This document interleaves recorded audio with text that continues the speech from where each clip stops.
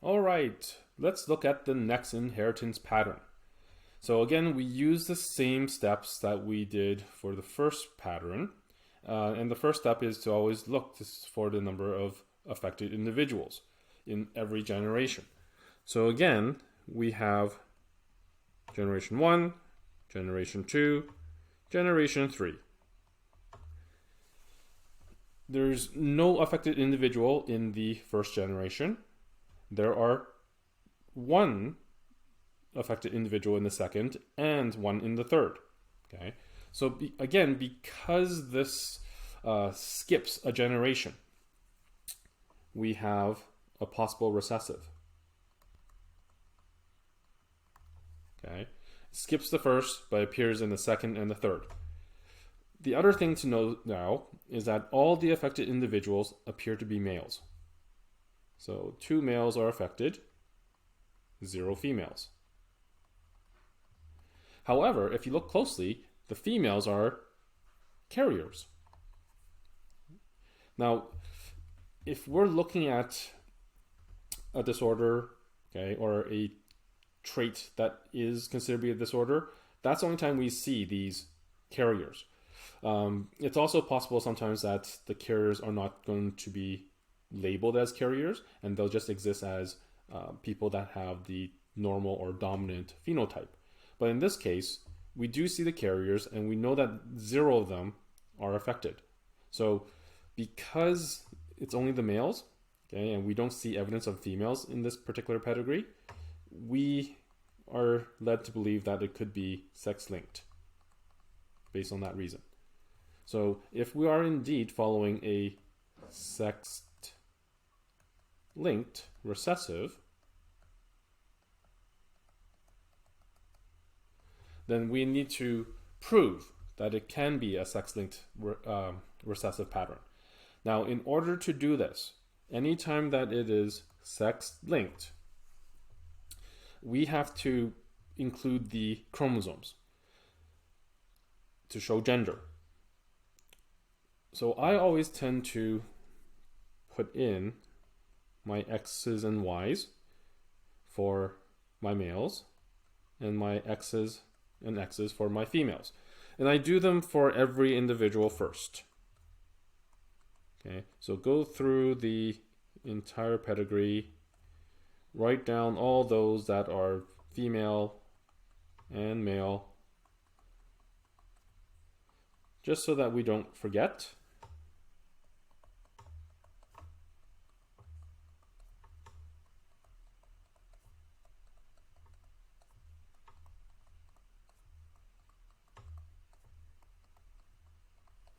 Okay, so I've labeled all of my males and females, assigned the appropriate chromosomes to their gender.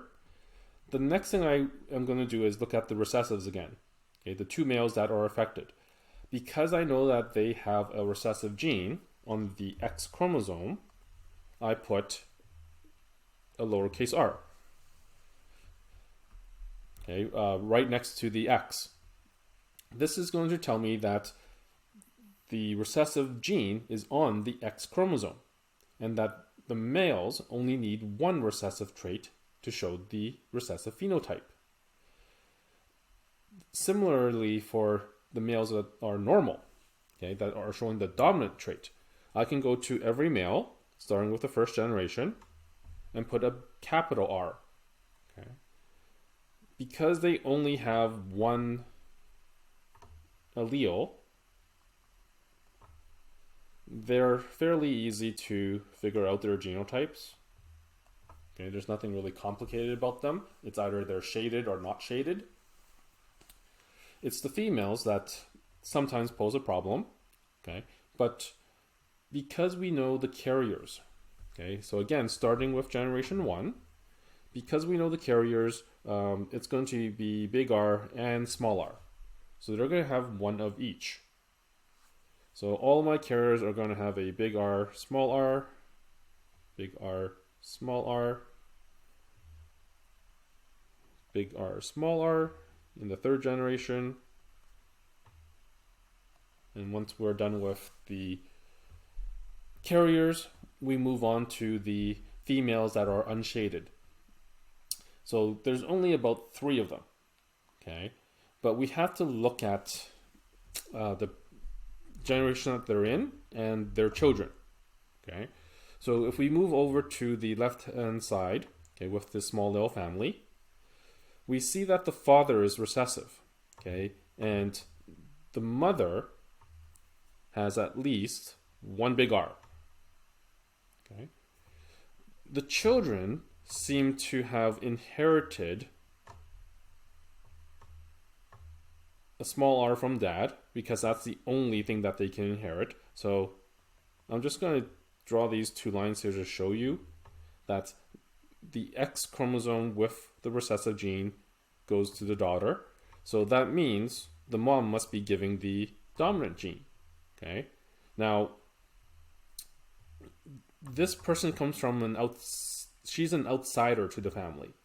Okay. She's been married in. Is it possible for her to be homozygous dominant? Certainly. Is it also possible for her to be heterozygous dominant? That's a possibility too. Okay, so because they only have 2 children here, okay, it's different from the other example where there were 5 children. Okay, with 5 children, we were confident in saying that that person is likely to be homozygous dominant. But here with 2 children, it's still possible for them to have 2 children and not have any of them be affected. Okay, especially since this is the sex-linked recessive. So for now, the better genotype would be to give her the designation of R blank. Okay, because she could have a recessive or a dominant gene, and it would still give the likely scenario of having 2 carriers, 2 carrier children. Okay, so let's move on to the next female in the 2nd generation. This one here, again, we know that it has at least 1 big R. Okay.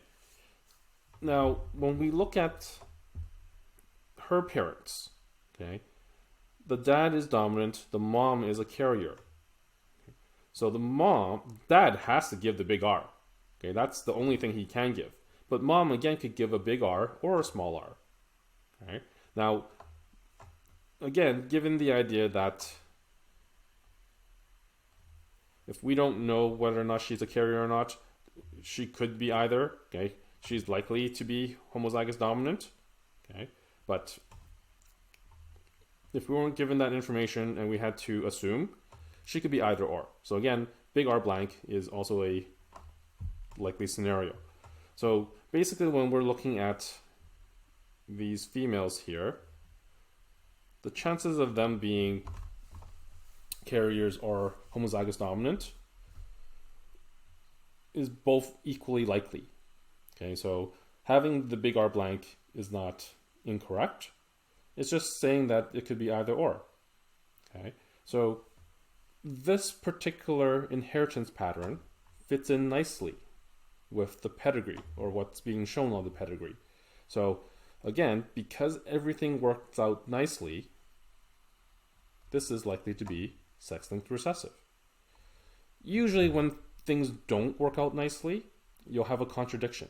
Okay, you'll have a case where you have perhaps 2 recessive children giving a dominant phenotype to their offspring, and that wouldn't make sense, right? So that's the kind of thing that we're looking out for. We're trying to figure out if things make sense with the symbols that we've put in for this pedigree pattern. And if it does, it's most likely correct, or at least plausible.